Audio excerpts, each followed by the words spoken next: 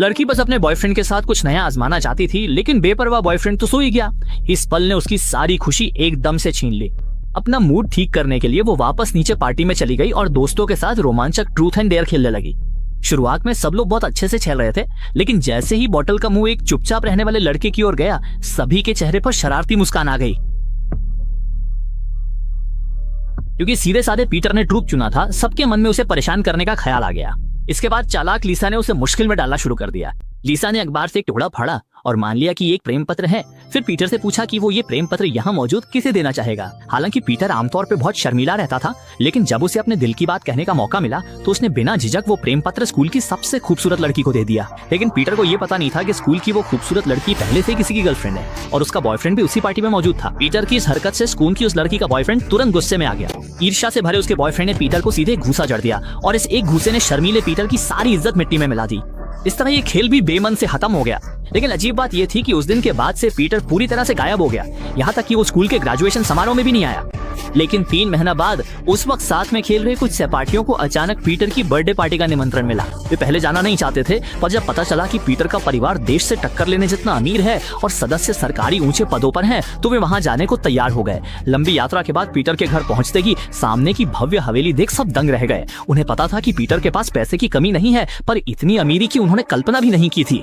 लेकिन जैसे ही वे हवेली में घुसने लगे, देखा कि मुख्य दरवाजा बंद था। तभी एक जीप वहां रुकी जिसमें हवेली का बटलर था।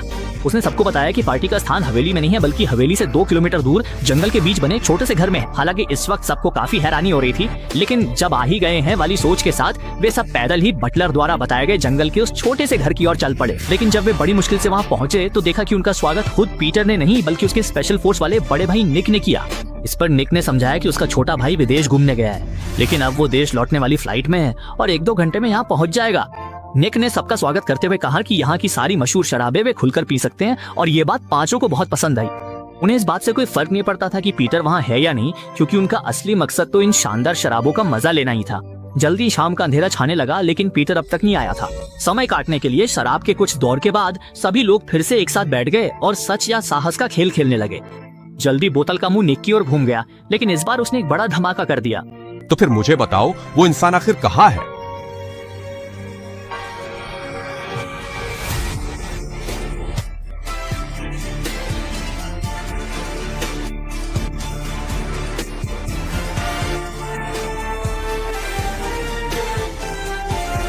ये सुन के सब लोग एकदम हैरान रह गए। जैसे ही सब लोग डर गए, उन्हें ये भी एहसास हुआ कि ये तथाकथित जन्मदिन पार्टी शायद एक जाल है।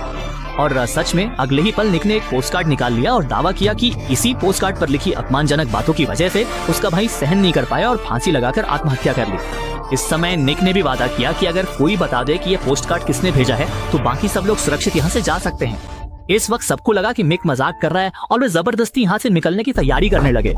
लेकिन अगले ही पल तभी लीसा ने हमला करना चाहा, पर उसे थप्पड़ मार के गिरा दिया गया। पास खड़ा लड़का हमला करने ही वाला था कि निक ने उसके घुटने में गोली मार दी। अभी सबको एहसास हुआ कि निक सच में मजाक नहीं कर रहा था। सामने वाले के हाथ में असली बंदूक देख के डर के मारे कोई भी अब कोई गलत हरकत करने की हिम्मत नहीं जुटा पाया। लेकिन हमेशा कोई ना कोई मौत से नहीं डरता। घुटने में गोली खाए लड़के ने चुपके से पुलिस को बुलाने की कोशिश की, लेकिन उसे फिर से एक और गोली का सामना करना पड़ा। इसके बाद निक ने अकेले बचे बिना घायल हुए लड़के को आदेश दिया कि वो सारी कुर्सियां एक एक करके बीच में लाए। फिर उसने सभी को उन कुर्सियों से बांध दिया और उनके सारे संचार उपकरण भी जब्त कर लिए। जैसे जैसे रात गहराती गई और कोई भी ये बताने को तैयार नहीं हुआ कि पोस्ट कार्ड किसने भेजा, निक ने भी अपना धैर्य खो दिया और तय किया कि अब वो उनके साथ और भी ज्यादा रोमांचक सच या साहस का खेल खेलेगा। जैसे ही बॉटल करली की ओर इशारा करने लगी जिसने पहले पीटर को हराया था, माहौल धीरे धीरे तनावपूर्ण हो गया। सच या हिम्मत, क्रेज डेयर तुम कमीने। इसके बाद निक एक स्टोर रूम में गया और अगले ही पल धीरे से एक मशीन को बाहर धकेल दिया। अभी बाकी लोग कुछ समझ पाते, निक ने झटपट स्कूल की सबसे खूबसूरत लड़की को जमीन पे गिरा दिया और बिना कुछ कहे एक पाइप उसके मुंह में डाल। इसी दौरान निक ने अगले खेल के नियम भी बता दिए। उसने बताया कि लड़की के मुंह में डाली गई पाइप 2 कंटेनरों से जुड़ी है, एक में नल का पानी और दूसरे में तेज संक्षारक सल्फ्यूरिक एसिड। जैसे ही काउंटडाउन खत्म होने को आया, घुंघराले बालों वाले ने मजबूरी में कोई एक विकल्प चुन लिया। निक के वॉल घुमाते कंटेनर में मौजूद अज्ञात तरल पाइप के जरिए धीरे धीरे स्कूल की सबसे खूबसूरत लड़की के मुंह में जाने लगा, जिससे वहाँ मौजूद सभी लोग बेहद घबरा गए। अच्छी बात ये रही कि घुंघराले बालों वाले ने किस्मत से सही जवाब चुन लिया, जिससे फिलहाल उस लड़की की जान बच गई। लेकिन सच या साहस का खेल अभी खत्म नहीं हुआ था और अगली बार बोतल का मुंह सीधे निक की ओर घूम गया, जिसने बिना झिझक सच बोलने का विकल्प चुना। इस पर स्कूल की सबसे खूबसूरत लड़की ने भी अपनी जिज्ञासा जाहिर की और पूछा कि निक ने आखिर उन्हीं 5 लोगों को क्यों चुना। निक ने इसका जवाब देते हुए बताया कि उसके भाई के बिस्तर के पास एक ग्रुप फोटो रखी थी, जिसमें सिर्फ उन्हीं 5 लोगों के चेहरे काटे गए थे। ये साफ था कि उसके भाई के दिल में उन 5 के लिए गहरी नफरत थी और पोस्ट कार्ड भेजने वाला भी उन्हीं में से कोई एक था।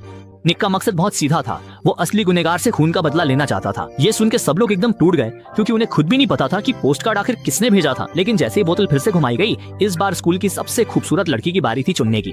उसने बिना झिझक डेयर चुना और उसका बॉयफ्रेंड घुंघराले बाल वाला लड़का भी 2 कंटेनरों की परीक्षा का सामना करने वाला था। जल्दी घुंघराले बाल वाला लड़का जमीन पर गिरा दिया गया और उसके मुंह में भी एक नली डाल दी गई। अभी अभी मौत के मुंह से बचने का अनुभव होने के बाद स्कूल की सुंदर लड़की ने बिना किसी हिचकिचाहट के बाईं ओर का विकल्प चुना। लेकिन उसे बिल्कुल भी अंदाजा नहीं था कि निक ने अभी अभी चपके से दोनों कंटेनरों की जगह बदल दी थी। जैसे ही एक अज्ञात तरल घुंघराले बाल वाले लड़के के मुंह में गया, उसका पूरा शरीर सल्फ्यूरिक एसिड से अंदर तक जल गया और आखिरकार वो तड़प कर मर गया।